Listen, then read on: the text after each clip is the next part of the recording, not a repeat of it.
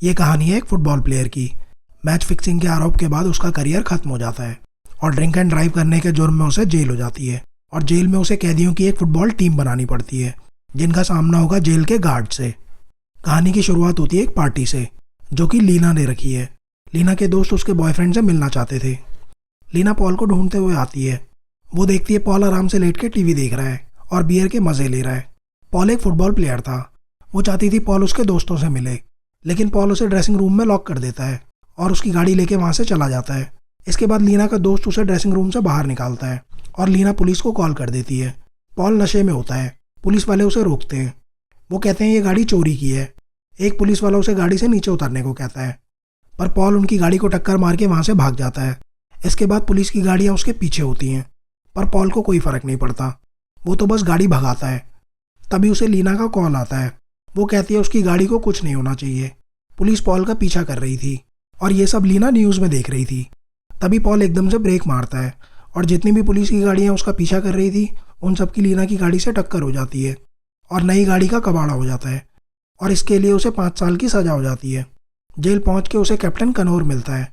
वो पॉल को बताता है यहाँ गार्ड्स की एक फ़ुटबॉल टीम है और वार्डन तुमसे हमारी टीम की मदद करने को कहेगा। और वो पॉल को समझा देता है कि उसे वार्डन को क्या जवाब देना है। इसके बाद वो पॉल को वार्डन के पास ले जाता है। वार्डन पॉल को बताता है गार्ड्स फुटबॉल लीग के बारे में। उसकी टीम पिछले 5 सालों से ये चैंपियनशिप हार रही है। वो पॉल से कहता है इसी वजह से तुम यहाँ हो, ताकि पॉल अपने एक्सपीरियंस से उनकी टीम को गाइड करे और चैंपियनशिप जीतने में उनकी मदद करे। वार्डन कनूर से उसकी राय पूछता है। कनूर कहता है अगर पॉल उनकी मदद करेगा तो उनकी टीम के लिए अच्छा होगा, पर पॉल मना कर देता है। वार्डन पॉल को बाहर इंतज़ार करने को कहता है। कुछ देर बाद कनूर बाहर आता है और पॉल की फिर से धुलाई करता है। सभी कैदी पॉल से नफरत करते थे क्योंकि पॉल का नाम एक मैच फिक्सिंग केस में आया था, जिसके बाद उसका फुटबॉल करियर खत्म हो गया था। सबको लगता था उसने इस गेम के लिए पैसे लिए थे। जेल में वो केयरटेकर से मिलता है। वहाँ अगर किसी को कुछ भी चाहिए होता तो वो केयरटेकर के पास आता। पॉल और केयरटेकर की दोस्ती हो जाती है। केयरटेकर कहता है सबसे ज़रूरी है कि कोई तुम्हें यहाँ कमज़ोर ना समझे। इसके बाद पॉल एक खतरनाक कैदी के पास जाता है और उसके खाने की ट्रे उठा के उसके सर पे मारता है और सभी कैदी एक दूसरे को मारने लगते हैं। तभी गार्ड्स रबर ग्रेनेड फेंकते हैं और सभी कैदी ज़मीन पे लेट जाते हैं। तभी कनूर गार्ड्स के साथ वहाँ आता है और पॉल की बेइज्जती करता है। पॉल भी सबके सामने उसका मजाक उड़ाता है। कनूर पॉल को मारता है, पर पॉल उसका डंडा पकड़ लेता है। इसके बाद वो उसे बाहर धूप में लकड़ी के एक शेड में बंद कर देते हैं। कुछ दिन बाद एक गार्ड पॉल के पास आता है। वो पूछता है वार्डन जानना चाहता है यहाँ रह के तुम्हारा जवाब बदला या नहीं। पॉल यहाँ पिछले 1 हफ्ते से था और वो वार्डन का ऑफ़र ले लेता है। वो वार्डन से पूछता है उसे फुटबॉल खेलने वाले गार्ड्स कहाँ मिले। वार्डन कहता है कॉलेज में जो भी लड़के फ़ुटबॉल खेलते हैं सभी आगे जाके बड़ी टीम्स में नहीं खेल पाते और वो उन्हें यहाँ गार्ड्स की नौकरी दे देता है। वो पॉल से कहता है हमारी टीम का पहला मैच है 5 साल से इस चैंपियनशिप को जीत रही टीम से। अपनी टीम का कॉन्फिडेंस बिल्ड करने के लिए तुम्हें एक ऐसा मैच चाहिए जिसमें तुम्हारी टीम जीते। वार्डन को पॉल का ये आइडिया बहुत पसंद आता है। वो पॉल से कहता है तुम कैदियों की एक टीम बनाओगे और तुम्हारी टीम का मैच होगा मेरी टीम के साथ, जिसमें तुम्हारी टीम हारेगी। लेकिन पॉल इसके लिए मना कर देता है। वार्डन पॉल को धमकी देता है अगर उसने ऐसा नहीं किया तो वो पॉल को झूठे केस में फंसा के उसकी सज़ा बढ़वा देगा। ये सुन के पॉल मान जाता है। वो वार्डन से कनूर को उससे दूर रखने को कहता है। वार्डन उसे टीम बनाने के लिए और उन्हें तैयार करने के लिए 4 हफ्ते का वक्त देता है। फुटबॉल टीम बनाने के लिए केयरटेकर नोटिस बोर्ड पे एक पैम्पलेट लगाता है। वो कैदियों को बताता है पॉल एक टीम बना रहा है जो गार्ड्स के साथ खेलेगी। वो कहता है तुम सबका पता नहीं, पर मेरा मन तो करता है कभी कभी गार्ड्स की धुलाई करने का। यही मौका है गार्ड से बदला लेने का। ये सुन के ब्रूसी नाम का एक कैदी बहुत खुश होता है कि उन्हें गार्ड्स की धुलाई करने का मौका मिलेगा। तभी डी नाम का एक कैदी आता है। वो कहता है पॉल ने अपनी टीम को बेच दिया था, तो सोचो वो तुम्हारे साथ क्या करेगा। पॉल और केयरटेकर यार्ड में आते हैं। वो देखते हैं उनकी टीम ज्वाइन करने कुछ लोग आए थे। तभी पॉल की नज़र एक कैदी पे पड़ती है। वो एक बेंच उठा रहा होता है जिस पे कई लोग बैठे थे। पॉल उसे फुटबॉल टीम ज्वाइन करने को कहता है, जिससे वो बहुत खुश होता है। पॉल उनसे पूछता है क्या उनमें से किसी ने पहले फुटबॉल खेला है, और उनकी बातों से उसे पता चल जाता है उन्हें फुटबॉल का एफ भी नहीं पता। पॉल उनसे फुटबॉल ड्रिल्स करवाता है ताकि उसे पता चल सके कौन क्या कर सकता है। वो उन्हें उनकी परफॉर्मेंस के हिसाब से रेटिंग देता है। इसके बाद पॉल उनसे एक बैग को धक्का देने को कहता है। जो कैदी बेंच उठा रहा था वो उस बैग को पोल के साथ उखाड़ देता है। इसके बाद पॉल उन्हें समझाने के लिए ग्राउंड में ले जाता है। गेम शुरू होते ही वो सब एक दूसरे को मारने लगते हैं। पॉल समझ जाता है इन प्लेयर्स के साथ वो गेम नहीं खेल सकता। तभी कोच नेट उसके पास आता है। नेट अपने टाइम का फेमस फुटबॉल प्लेयर था। वो पॉल की टीम को कोच करना चाहता था। पॉल कहता है हमें अच्छे प्लेयर्स चाहिए और पॉल के पास थे सिर्फ 4 हफ्ते। नेट पॉल को एक बूढ़े कैदी से मिलवाता है। उसका नाम है स्किची। स्किची यहाँ काफ़ी सालों से है और जेल का कोना कोना जानता है। वो पॉल को बताता है यहाँ बेसमेंट में एक रूम है और वहाँ हर कैदी की फाइल है। इसके बाद वो बेसमेंट में घुसते हैं। वहाँ कंप्यूटर में हर कैदी की इन्फॉर्मेशन होती है और वहाँ से उन्हें अपनी टीम के लिए प्लेयर्स मिलते हैं। क्योंकि अमेरिकन फुटबॉल टीम एक वायलेंट स्पोर्ट है, इसलिए उन्हें अपनी टीम के लिए सबसे खतरनाक कैदी चाहिए थे जिनसे गार्ड्स भी डरते हों। इसके बाद पॉल उन कैदियों से मिलता है। उनमें से कई इतने खतरनाक होते हैं कि उनसे मिलके पॉल की पैंट गीली हो जाती है। कुछ कैदी तो ये सुन के ही मान जाते हैं कि उन्हें गार्ड्स को मारने का मौका मिलेगा। वहीं कुछ गार्ड से बदला लेने के लिए टीम में शामिल हो जाते हैं। पॉल अपनी टीम के साथ प्रैक्टिस करता है, पर उन्हें अभी भी अच्छे प्लेयर्स की ज़रूरत थी। वो कहता है उनकी टीम में स्पीड की कमी है। केयरटेकर कहता है अगर तुम्हें स्पीड चाहिए तो वो तुम्हें एक ही जगह मिलेगी। इसके बाद पॉल केयरटेकर और नेट के साथ बास्केटबॉल कोर्ट जाता है जहाँ सभी ब्लैक कैदी होते हैं। वो उनसे फुटबॉल टीम ज्वाइन करने को कहता है, पर उन्हें इसमें कोई इंटरेस्ट नहीं होता। डी पॉल को वहाँ से जाने को कहता है। पॉल जानता था वो लोग उसकी इज्जत नहीं करते और उसे उनकी रिस्पेक्ट जीतनी होगी। वो डी से कहता है एक मैच खेलते हैं, अगर मैं जीता तो तुम मेरी टीम में खेलोगे, अगर तुम जीते तो मैं यहाँ से चला जाऊँगा। जिसके लिए डी मान जाता है। गेम शुरू होता है और डी खेल खेल में पॉल को मारता है और उसके मुंह से खून आने लगता है, पर पॉल फिर भी खेलता है और अगली बार डी को गिरा देता है। अब बारी पॉल की थी, लेकिन डी एक बार फिर उसे मारता है, पर पॉल हार नहीं मानता। डी और पॉल दोनों पॉइंट स्कोर करते हैं। डी उसे बार बार मारता है, लेकिन पॉल हर बार खड़ा होता और बिना कुछ कहे खेलने लगता। ये देख के डी भी हैरान था। आखिर में दोनों के पॉइंट्स बराबर होते हैं। जो गेम पॉइंट करेगा वो जीतेगा। तभी पॉल डी से बॉल ले लेता है और स्कोर कर लेता है। डी कहता है ये फाउल है। पॉल उसकी ये बात भी मान लेता है और डी मैच जीत जाता है। वो पॉल को वहाँ से जाने को कहता है। तभी मैगेट पूछता है क्या तुम्हारी टीम में रनिंग बैक है? पॉल कहता है नहीं। पॉल ने इतनी मार खाने के बाद भी गेम पूरा किया और ऐसा करके उसने मैगेट की रिस्पेक्ट जीत ली थी और मैगेट के टीम में आने से अब उनके पास स्पीड थी। वहीं एरल वार्डन से कहता है ESPN ये गेम टीवी पे दिखाना चाहता है। उनको लगता है गार्ड्स और कैदियों का ये गेम लोगों को पसंद आएगा। वार्डन गवर्नर बनना चाहता था और एरल उसका पॉलिटिकल एडवाइज़र था। एरल को लगता है ऐसा करने से वार्डन का वोट बैंक बढ़ेगा। इसके बाद एक बार फिर उसी कैदी को दिखाते हैं जिसे देख के पॉल की पैंट गीली हो गई थी। इसका नाम है टर्ली। वो अकेला टेबल टेनिस खेल रहा होता है। पॉल वहाँ आता है और उसके साथ खेलता है। वो उसे बताता है हम गार्ड्स के साथ फुटबॉल खेलेंगे, वहाँ तुम जिस गार्ड से चाहो बदला ले सकते हो। और टर्ली खेलने के लिए मान जाता है। इसके बाद वो प्रैक्टिस करते हैं। पॉल टर्ली से कहता है कोई मेरे पास नहीं आना चाहिए और टर्ली बिग बॉय की नाक तोड़ देता है। वहीं उनकी चेयर लीडर्स भी तैयार थी और मैगेट के आने से टीम में नया जोश था। वो बहुत तेज़ होता है। उनकी प्रैक्टिस एक कैदी बड़ी ध्यान से देख रहा था। वो गार्ड्स के पास जाता है और कैप्टन कनूर को मैगेट के बारे में बताता है। इसके बाद मैगेट जेल में लाइब्रेरी में काम कर रहा होता है। तभी कुछ गार्ड्स वहाँ आते हैं। वो मैगेट को परेशान करते हैं और उसे उकसाते हैं ताकि मैगेट कोई गलती करे और वो उसे सबक सिखाए, पर मैगेट उन्हें यह मौका नहीं देता। डी और उसके लोग ये सब देख रहे होते हैं। गार्ड्स के जाने के बाद डी उसकी मदद करता है। वहीं नेट पॉल से कहता है बॉल हर बार मैगेट के पास नहीं होगी और पॉल ये बात जानता था। तभी डी अपने लड़कों के साथ आता है और वो पॉल की टीम ज्वाइन कर लेता है। अब उनके पास रनिंग बैक के लिए सिर्फ मैगेट नहीं था। डी एक नेचुरल एथलीट था। हर दिन के साथ उनका गेम बेहतर हो रहा था।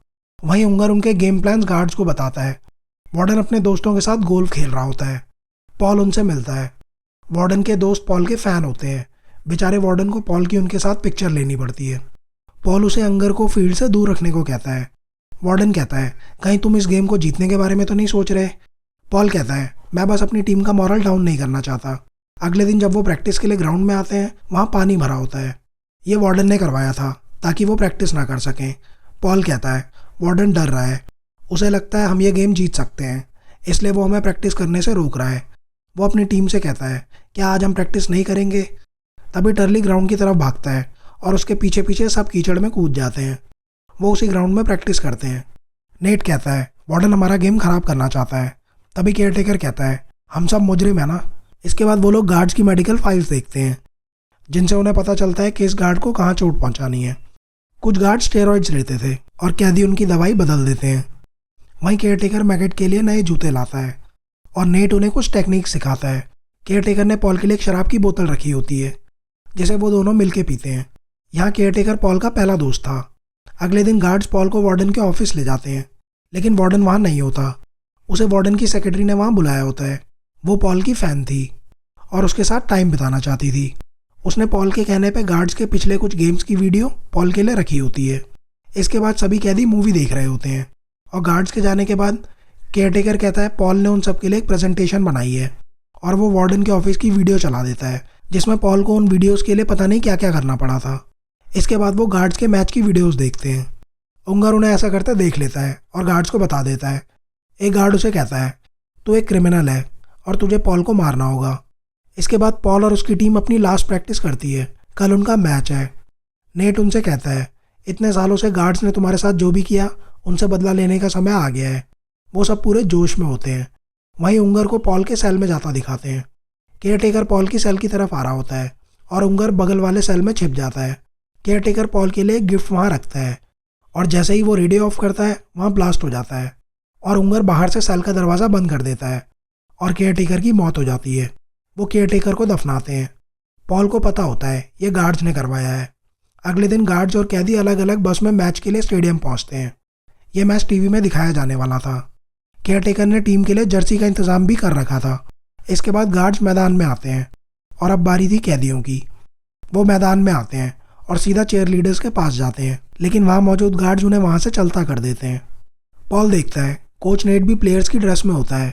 नेट कहता है मैं ये मौका कैसे छोड़ सकता हूँ और मैच शुरू होता है। कैदी तो बस गार्ड से बदला लेना चाहते थे। वो बॉल पे ध्यान ही नहीं देते, बस गार्ड्स को फोड़ने लगते हैं और गार्ड्स पॉइंट स्कोर कर लेते हैं। इसके बाद पॉल मैदान में आता है और टर्ली को उसका शिकार दिखता है। उसका काम था पॉल को प्रोटेक्ट करना, लेकिन वो उस गार्ड के पीछे पड़ जाता है। पॉल टर्ली से कहता है ले लिया बदला, अब मुझे प्रोटेक्ट करो। गेम एक बार फिर शुरू होता है और टॉरेस बॉल पे ध्यान ना देके उस गार्ड पे ध्यान देता है जो उसे टीवी नहीं देखने देता था और गार्ड्स एक बार फिर पॉइंट स्कोर कर लेते हैं।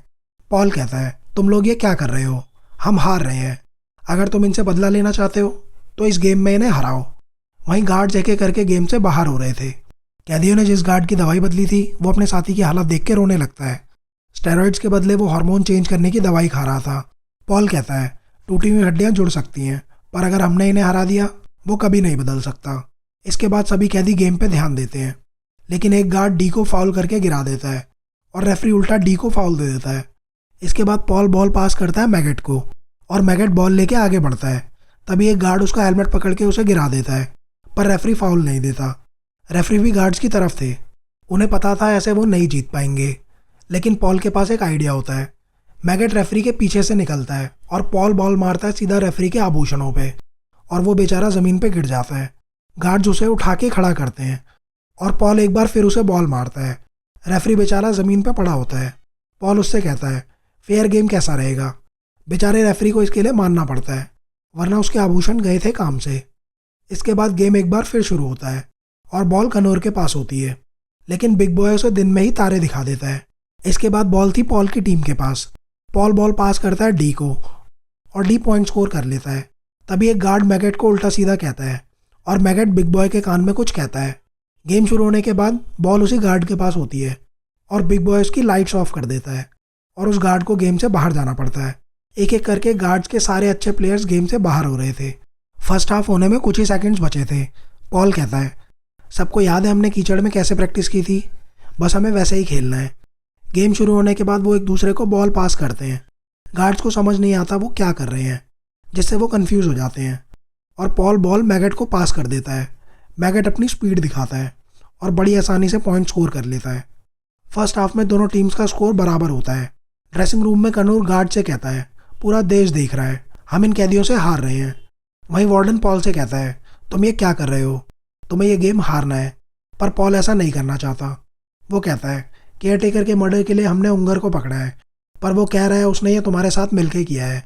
वार्डन कहता है अगर पॉल ये गेम नहीं हारा तो वो उसे केयरटेकर के मर्डर केस में फंसा देगा और पॉल यहाँ से कभी नहीं निकल पाएगा। पॉल की ज़िंदगी का सवाल था और वो ऐसा करने के लिए मान जाता है, पर एक शर्त पे। वो कहता है उसके टीम मेंबर्स को गेम में चोट नहीं पहुंचनी चाहिए। वार्डन इसके लिए मान जाता है। इसके बाद वार्डन कैप्टन कनूर के पास जाता है। कनूर कहता है आप चिंता मत करो, मैच हम ही जीतेंगे। वार्डन कहता है उसका इंतज़ाम मैंने पहले ही कर दिया है। कनूर कहता है हम ये मैच बिना किसी मदद के भी जीत सकते हैं, लेकिन वार्डन कुछ भी किस्मत के भरोसे नहीं छोड़ना चाहता। वो कनूर से कहता है जब हमारे पास लीड होगी तो तुम इन कैदियों की हड्डी पसली एक कर देना। वो कैदियों को उनकी औकात याद दिलाना चाहता था और ये बताना चाहता था यहाँ वही होगा जो वो चाहता है। इसके बाद सेकंड हाफ शुरू होता है जिसमें पॉल स्टार्टिंग से ही बॉल सही से पास नहीं करता। गार्ड्स इसका फ़ायदा उठाते हैं और पॉइंट स्कोर करते हैं। कोच नेट समझ जाता है कुछ तो गड़बड़ है, पॉल ऐसा जानबूझ के कर रहा है, पर वो उससे कुछ नहीं कहता। पॉल फिर से एक बार गलत पास करता है और गार्ड्स फिर से पॉइंट स्कोर कर लेते हैं। कनूर भी समझ जाता है पॉल ये जानबूझ के कर रहा है। गार्ड्स के पास 2 टचडाउन की लीड थी और पॉल गेम से बाहर आ जाता है। वो अब और नहीं खेलना चाहता और गार्ड्स वहाँ उसकी टीम को तोड़ने लगते हैं। पॉल के बिना टीम की हालत ख़राब होती है। नेट पॉल की जगह ब्रूसी को भेजता है, पर सबको पता था ब्रूसी किसी काम का नहीं है। वो बॉल ही नहीं पकड़ पाता, पास करना तो दूर की बात है। और वहीं गार्ड्स पॉइंट पे पॉइंट स्कोर कर रहे होते हैं। डी पॉल से कहता है तुम बिल्कुल नहीं बदले। उन सबको पता था पॉल ये जानबूझ के कर रहा है। तभी गार्ड्स ब्रूसी की भी हड्डियां तोड़ देते हैं। नेट कहता है तुम और कितना खून बहता हुआ देखना चाहते हो। पॉल अपने साथियों की हालत देखता है। स्केची ने एक बार वार्डन को मारा था और तब से वार्डन ने उसे यहाँ से निकलने नहीं दिया। वो स्केची से पूछता है क्या तुम्हें कभी वार्डन को मारने का अफसोस हुआ है? स्केची कहता है कभी नहीं।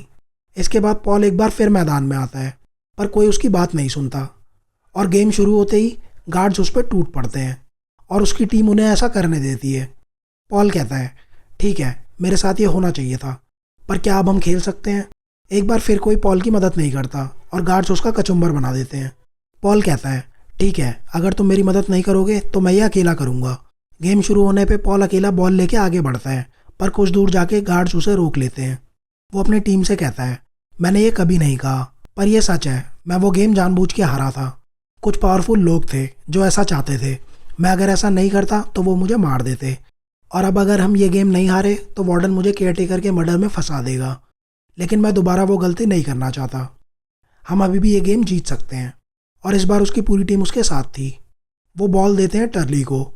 गार्ड्स उसे रोकने की कोशिश करते हैं, पर वो बॉल के साथ 3-4 गार्ड्स को उठा के आगे ले जाता है। वहीं उनकी चेयर लीडर्स भी पूरे जोश में थी। गेम फिर से शुरू होता है। बॉल गार्ड्स के पास थी और बैटल कूदता है सीधा कनूर पे और टॉरस बॉल रिकवर कर लेता है। बॉल अब कैदियों के पास थी। वो एक दीवार बनाते हैं और पॉल डी को बॉल पास करता है।